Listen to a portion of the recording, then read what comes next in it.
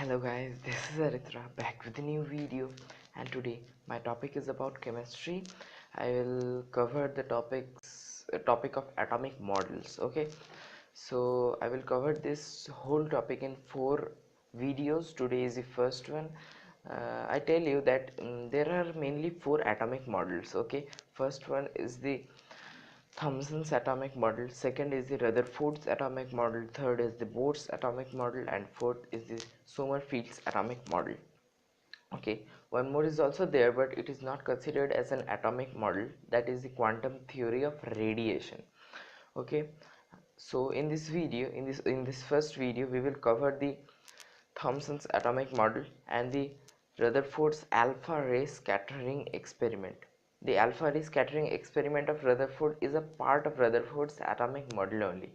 So as you can see, Thomson's atomic model. This is the Thomson's atomic models and its points.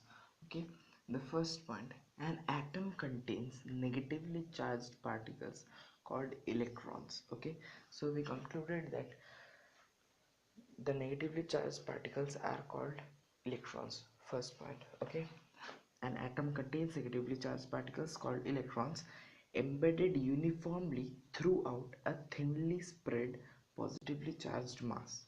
It is means embedded means inside, uniformly inside a positively charged mass.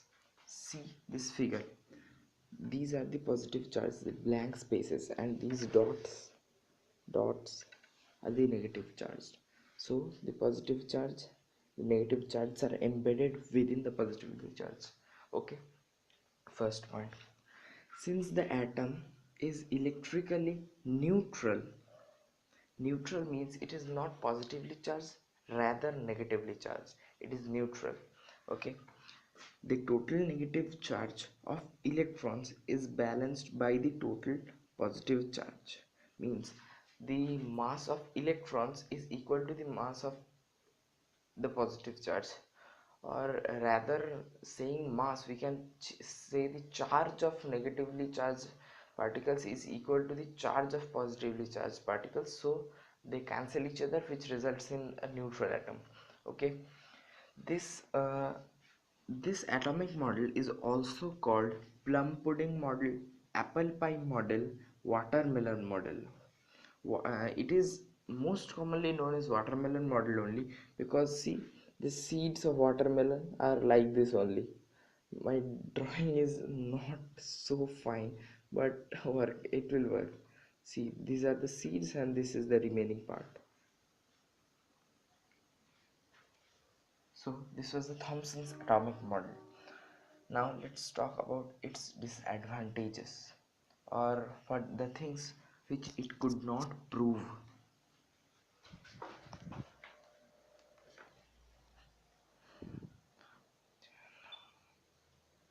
So as you can see here, what were the limitations of Thomson's atomic model? Limitations means what he could not prove. Okay, the first point, mainly he could not prove two things that are written here.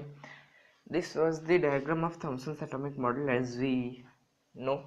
Okay, the first part is this could not successfully show the electrical neutrality of an atom. What is neutrality? Neutrality is the charge of positive charge particles is equal to the charge of negatively charged particles. If there is no charge in a particle, means the positive charge is balanced by the negative charge present in it, it is called neutral. Okay, so what he couldn't show negatively neutral electrical neutrality. Why? In the Bohr's atomic model, we read that the charge of protons is equal to the charge of electrons. But see here, in one state, two particles means one particle can be neutral if the two charges are in a distance like this. Here is one particle, here is one particle. This is a negative, this is a positive. Then they are said to be neutral. But here the positive charge and the negative charge are sticking to each other.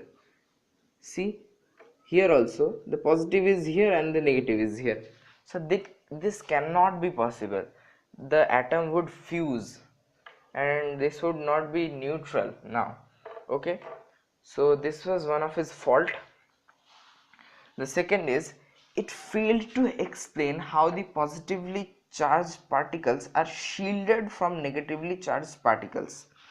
Okay, we will read this better in when we will read the Bohr's atomic model.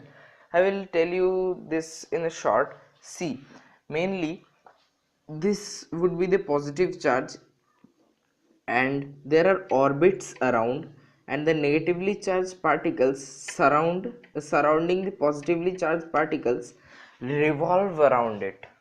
So the positively charged are shielded type. This he couldn't prove.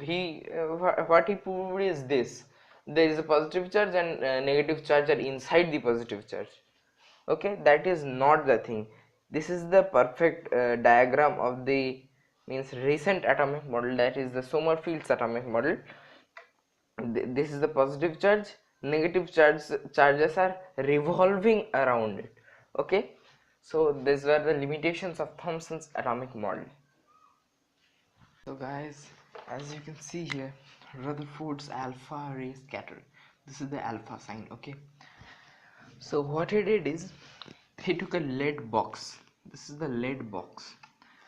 A lead box, a thin gold foil. This one is a thin gold foil, very very thin, and one zinc sulfate screen. One, this one is the zinc sulfate screen. Now, you can have the question in the mind: why only lead box? Why only gold foil? Why only zinc sulfite? Okay, so why only lead box? Lead box because, see, lead box means lead is only the element which can absorb the alpha rays and not let it to pass through it. And then you will say how this ray is passing. There is a small hole, there is very tiny slit in this box.